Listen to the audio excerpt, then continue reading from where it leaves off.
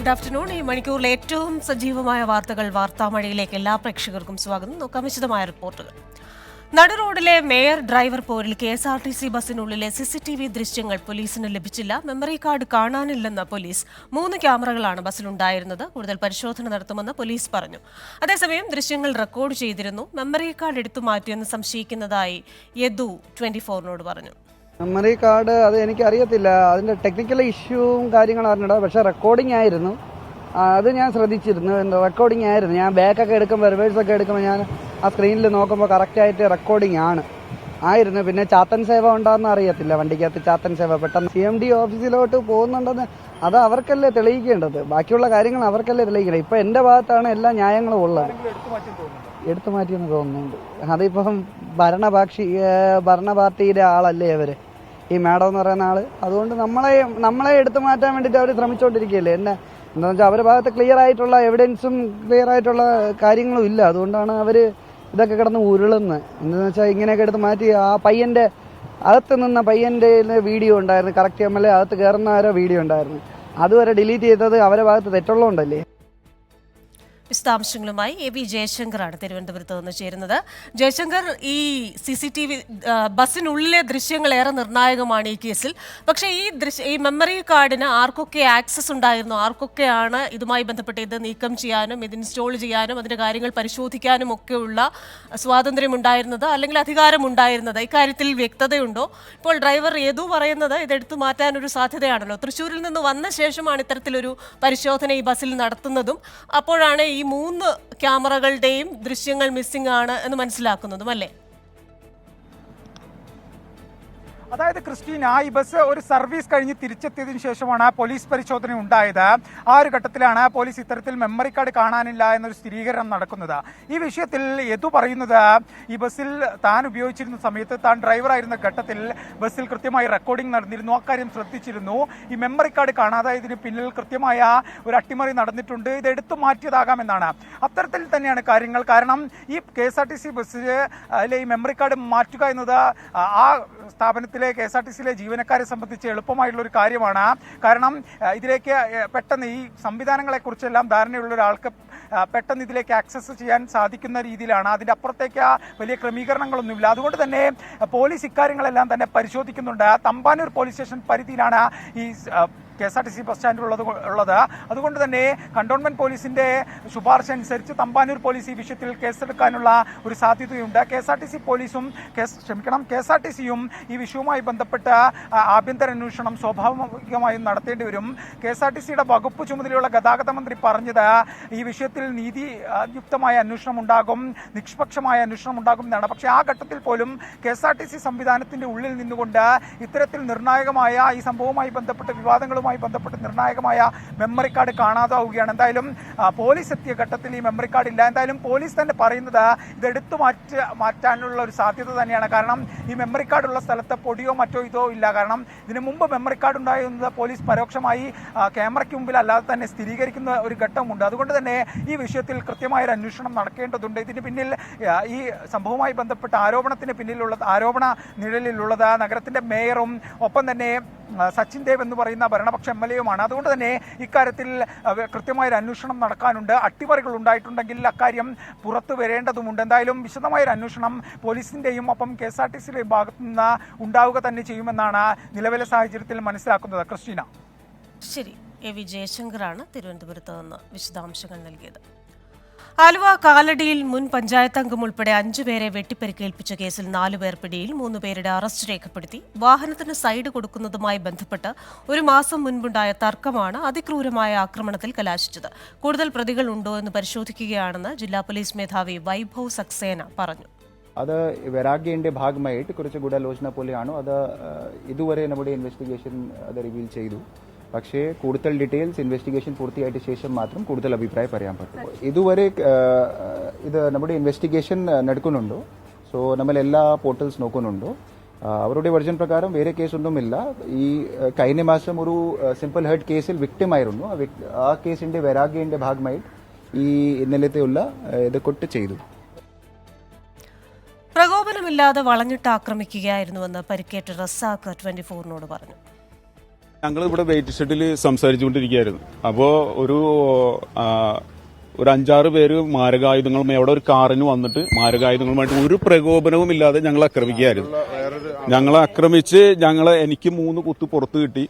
അത് കഴിഞ്ഞിട്ട് ഞങ്ങൾ കൂടെ ഉണ്ടാകുന്ന ഒരാളുടെ തലക്ക് ശക്തമായിട്ട് അടിച്ച് അയാൾക്ക് ഒരു 7 സ്റ്റിച്ച് ഉണ്ട്. പിന്നെ ഈ മൻസൂർ ഇവരെയൊക്കെ ആക്രമിച്ച് ഞങ്ങളൊരു 5-6 പേരെ അവർ ആക്രമിച്ച് തിരിച്ച്. അപ്പം ഞങ്ങളിങ്ങനെ ഓടി മാറി കഴിഞ്ഞ് കഴിഞ്ഞപ്പോൾ ഇവിടെ മുൻ പഞ്ചായത്ത് മെമ്പർ സുലൈമാൻ പുതുവാങ്ങുന്നതിൽ ഇവിടെ നിന്ന് സംസാരിച്ചുകൊണ്ടിരിക്കുകയുണ്ടായി.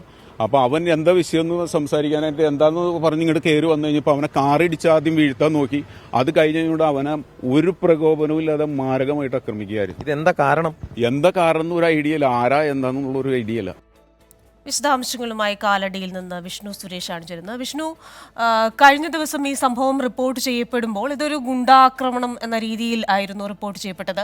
അതിനുശേഷം ഇപ്പോൾ 1 മാസം മുമ്പ് സൈഡ് കൊടുക്കാത്തതുമായി ബന്ധപ്പെട്ടുണ്ടായ ഒരു തർക്കം, ആ തർക്കമാണ് ഇത്രയും ക്രൂരമായ മർദ്ദനത്തിലേക്ക് നയിച്ചതെന്ന റിപ്പോർട്ടുകൾ വരുന്നു. എന്താണ് യഥാർത്ഥത്തിൽ സംഭവിച്ചത്? കുറച്ചുപേർ പിടിയിലായിട്ടുണ്ടല്ലോ. ഇവരിൽ നിന്ന് എന്തെല്ലാം വിവരങ്ങളാണ് പ്രത്യേക അന്വേഷണ സംഘത്തിന് ലഭിച്ചിരിക്കുന്നത്?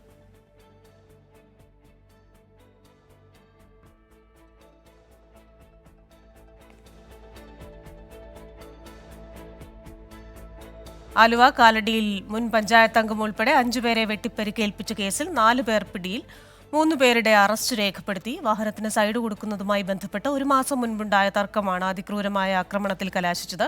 കൂടുതൽ പ്രതികളുണ്ടോ എന്ന് പരിശോധിക്കുകയാണെന്ന് ജില്ലാ പോലീസ് മേധാവി പറഞ്ഞിട്ടുണ്ട്. വിശദാംശങ്ങളുമായി വിഷ്ണു സുരേഷാണ് കാലടിയിൽ നിന്ന് ചേരുന്നത്.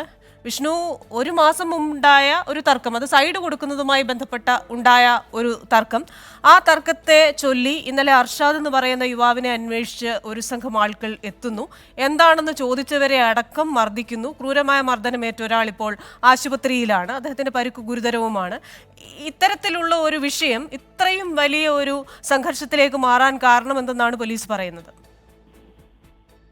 ക്രിസ്റ്റിന, അൻഷാദിനെയും സിദ്ദിഖിനെയും സുലൈമാനെയും തേടിയാണ് അക്രമി സംഘം എത്തിയതെന്ന് പോലീസ് സ്ഥിരീകരിക്കുന്നുണ്ട്. 1 മാസം മുമ്പ് ഇതേ സ്ഥലത്ത് വെച്ച് അൻഷാദിന്റെ വാഹനം ഫൈസൽ ബാബു എന്ന ഈ കേസിലെ പ്രതിയുടെ വാഹനവുമായി ബന്ധപ്പെട്ട ഒരു ആക്സിഡന്റ് നടന്നിരുന്നു. അതുമായി ബന്ധപ്പെട്ട് തർക്കം നിലനിന്നിരുന്നു. ആ തർക്കം പരിഹരിക്കാൻ മുൻകൈ എടുത്ത ആളാണ് സുലൈമാൻ. അതുകൊണ്ട് സിദ്ദിഖിനെയും അൻഷാദിനെയും സംരക്ഷിക്കുന്നത് സുലൈമാനാണ് എന്നൊരു ധാരണ ഈ ഫൈസൽ ബാബുവിനുണ്ടായിരുന്നു. ഇതാണ് ഈ അക്രമത്തിന്റെ ഒരു പശ്ചാത്തലം എന്ന് പോലീസ് വിലയിരുത്തുന്നത്. ഇന്നലെ രാത്രി ഈ ജംഗ്ഷനിൽ നിന്ന് സംസാരിച്ചുകൊണ്ടിരിക്കുകയായിരുന്നു അൻഷാദ് ഉൾപ്പെടെയുള്ള ആളുകൾ.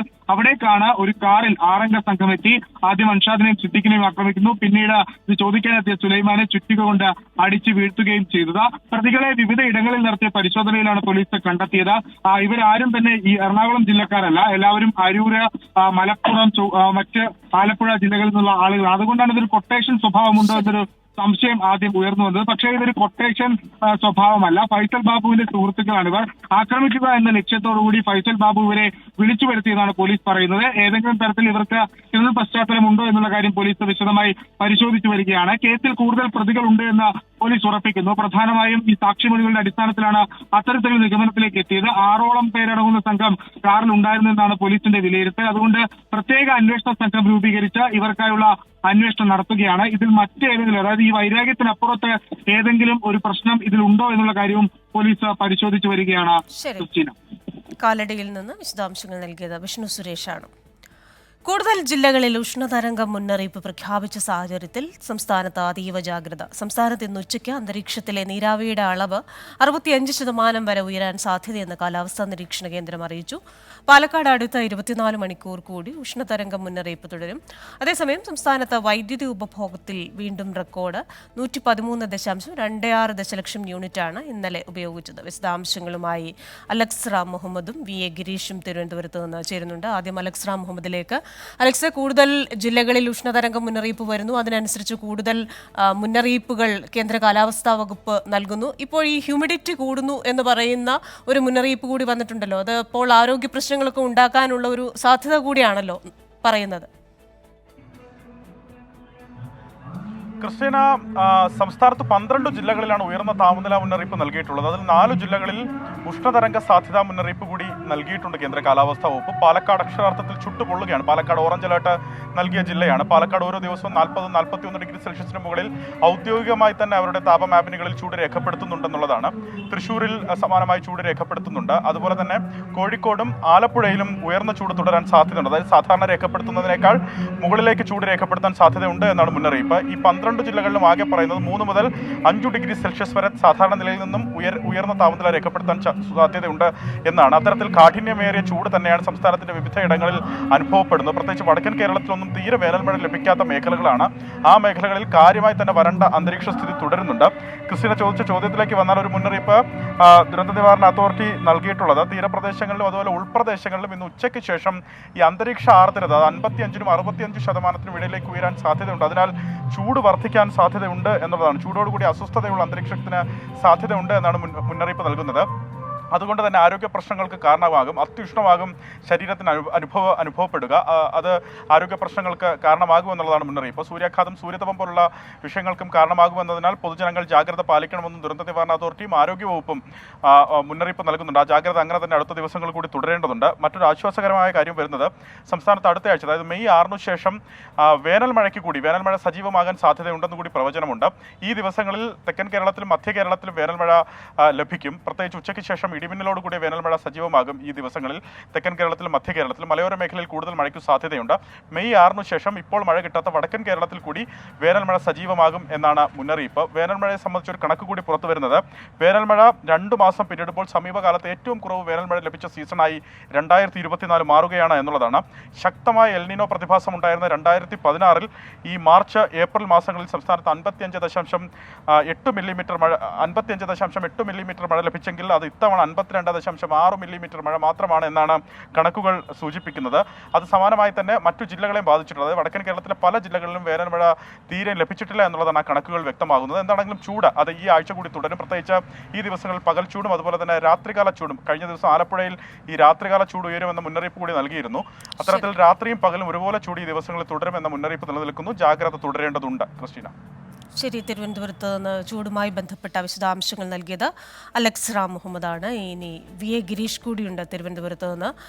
വൈദ്യുതി ഉപയോഗം റെക്കോർഡ് കടന്നു എന്ന വാർത്തയുമായി ബന്ധപ്പെട്ട വിശദാംശങ്ങളാണ് VA ഗിരീഷ് നൽകുന്നത്.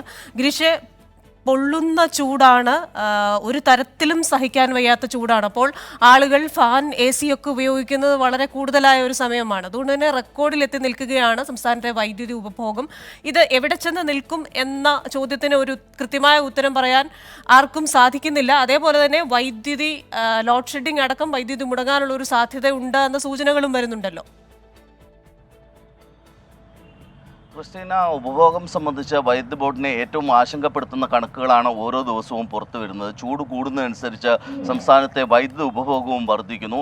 തിങ്കളാഴ്ച രേഖപ്പെടുത്തിയത് 113.16 ദശലക്ഷം യൂണിറ്റ് ആയിരുന്നെങ്കിൽ ഇന്നലെ ഇത് മാറിയിരിക്കുന്നു. 113.26 ദശലക്ഷം യൂണിറ്റ് എന്ന സർവകാല റെക്കോർഡിലേക്ക് ഉപഭോഗം എത്തി നിൽക്കുന്നു. ഇതനുസരിച്ച് ജലവൈദ്യുതിയുടെ ഉൽപ്പാദനവും ഇപ്പോൾ വൈദ്യുതി ബോർഡ് വർദ്ധിപ്പിച്ചിരിക്കുകയാണ്. നമുക്കറിയാം, ഡാമുകളിലൊക്കെ സംഭരണശേഷിയേക്കാൾ വളരെ കുറവ് ജലം മാത്രമാണുള്ളത്. സ്വാഭാവികമായും പുറത്തു നിന്ന് വൈദ്യുതി എത്തിക്കണം. ഇന്നലെ എത്തിച്ചത് 89 ദശലക്ഷം യൂണിറ്റ് വൈദ്യുതിയാണ്. ഇത്തരത്തിൽ ഉയർന്ന വില നൽകി വൈദ്യുതി എത്തിക്കുന്നത് ബോർഡിനെ സാമ്പത്തികമായി പ്രതിസന്ധിയിലാക്കുന്നുണ്ട്. അതിനൊപ്പം വലിയ തരത്തിലുള്ള ഉപയോഗം വരുന്നത് ബോർഡിൻ്റെ പ്രസരണ വിതരണ ശൃംഖലകളെ ബാധിക്കുന്നു. പലപ്പോഴും ലൈനുകൾ ഡ്രിപ്പാകുന്നതിനും ലൈനുകൾ ഉപയോഗത്തിൽ കൂടുതൽ വൈദ്യുതി ഉപയോഗിക്കുന്നതിനാൽ ഈ ലൈനുകളുടെ ശേഷി കുറയുന്നതിനുമൊക്കെയുള്ള ഒരു കാരണമായി ഇത് മാറുകയും ചെയ്യുന്നുണ്ട്. ഈ ഒരു സാഹചര്യത്തിലാണ് വൈദ്യുതി നിയന്ത്രണം സംസ്ഥാനത്ത് ഏർപ്പെടുത്തണമെന്ന നിലപാടിൽ ഉറച്ചു നിൽക്കാൻ ബോർഡ് തീരുമാനിക്കുന്നത്. നാളെ ഉന്നതതല യോഗം ചേരുന്നുണ്ട്. വൈദ്യുതി മന്ത്രി ഉൾപ്പെടെയുള്ളവർ ഈ യോഗത്തിൽ പങ്കെടുക്കുകയും ചെയ്യുന്നുണ്ട്. ഇതിലായിരിക്കും ഏതെങ്കിലും തരത്തിലുള്ള നിയന്ത്രണം വേണമോ എന്നുള്ള കാര്യം തീരുമാനിക്കുക. ഇതിനുശേഷം മുഖ്യമന്ത്രിയുടെ കൂടി അനുവാദത്തോടെ സംസ്ഥാനത്ത് വൈദ്യുതി നിയന്ത്രണം ഏർപ്പെടുത്താനുള്ള ഒരു സാഹചര്യത്തിലേക്ക് ബോർഡ് ഇപ്പോൾ നീങ്ങുന്നു. ക്രിസ്റ്റീന. സംസ്ഥാനത്ത് വൈദ്യുത ഉപഭോഗം റെക്കോർഡ് കടന്നിരിക്കുന്നു. വിശദാംശങ്ങൾ നൽകിയത് VA ഗിരീഷാണ് തിരുവനന്തപുരത്ത് നിന്ന്. KSRTC ബസ്സിലെ മെമ്മറി കാർഡ് കാണാതായ സംഭവത്തിൽ അന്വേഷണത്തിന് ഉത്തരവിട്ട് ഗതാഗത മന്ത്രി KB ഗണേഷ് കുമാർ KSRTC CMD-ക്കാണ് നിർദ്ദേശം നൽകിയത്. വിശദാംശങ്ങളുമായി തിരുവനന്തപുരത്ത് നിന്ന് AV ജയശങ്കർ ചേരുകയാണ്. ജയശങ്കർ, ഈ ബസ് ഈ സംഭവം നടക്കുമ്പോൾ അതിൽ റെക്കോർഡിംഗ് ഉണ്ടായിരുന്നു, അതിനുശേഷമാണ് ഈ മെമ്മറി കാർഡ് റിമൂവ് ചെയ്തിരിക്കുന്നതെന്നാണല്ലോ യദു പറഞ്ഞിരിക്കുന്നത്. എന്തായാലും ഈ കാര്യത്തിൽ മെമ്മറി കാർഡ് എവിടെ ആണ് എന്ന് കണ്ടെത്താനുള്ള ഉടനടി നടപടി ഗതാഗത മന്ത്രി എടുത്തിരിക്കുന്നു എന്നാണ് മനസ്സിലാക്കുന്നത്, അല്ലേ? അതായത് ക്രിസ്റ്റീന, ഈ മെമ്മറി കാർഡ് കാണാതായതുമായി ബന്ധപ്പെട്ട് കൃത്യമായി അന്വേഷണം നടത്താനാണ് നിലവിൽ ഗതാഗത മന്ത്രി കെ പി ഗണേഷ് കുമാർ നിർദ്ദേശം നൽകിയിരിക്കുന്നത്. KSRTCയുടെ CMDക്കാണ് അതുമായി ബന്ധപ്പെട്ട നിർദ്ദേശം ഗണേഷ് കുമാർ നൽകിയത്. ഈ വിഷയത്തിൽ കൃത്യമായി അന്വേഷണം നടത്തി റിപ്പോർട്ട് നൽകാനാണ് മന്ത്രിയുടെ നിർദ്ദേശം. അല്പം മുമ്പ് യദു തന്നെ നമ്മോട് പറഞ്ഞിരുന്നു, ഈ ബസ്സിൽ ഈ സംഭവം നടക്കുന്ന ഘട്ടത്തിൽ റെക്കോർഡിംഗ് ഉണ്ടായിരുന്നു, ദൃശ്യങ്ങൾ പകർത്തിയിരുന്നു എന്നാണ്.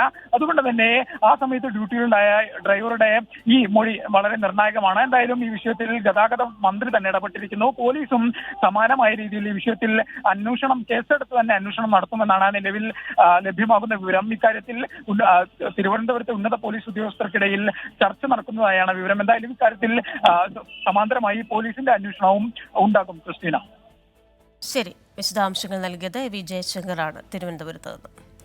അന്തർ സംസ്ഥാന സർവീസിനൊരുങ്ങി നവകേരള ബസ് ഗരുഡ പ്രീമിയം എന്ന പേരിൽ കോഴിക്കോട് ബംഗളൂരു സർവീസ് ഈ മാസം 5 മുതൽ ആരംഭിക്കും. വിശദാംശങ്ങളുമായി അഖിൽ ഷാ അൻസാർ ചേരുകയാണ്. അഖിൽ ഷാ, ഈ നവകേരള ബസ് അതിൻ്റെ ഭാവി എന്തായിരിക്കും എന്ന കാര്യമൊക്കെ വളരെയധികം ചർച്ച ചെയ്യപ്പെട്ടതാണ്. എന്നാൽ ഇപ്പോൾ അതൊരു പ്രീമിയം സർവീസായി കോഴിക്കോട് ബംഗളൂരു റൂട്ടിൽ ഓടാൻ പോകുന്നു മെയ് 5 മുതൽ. വിവരങ്ങൾ.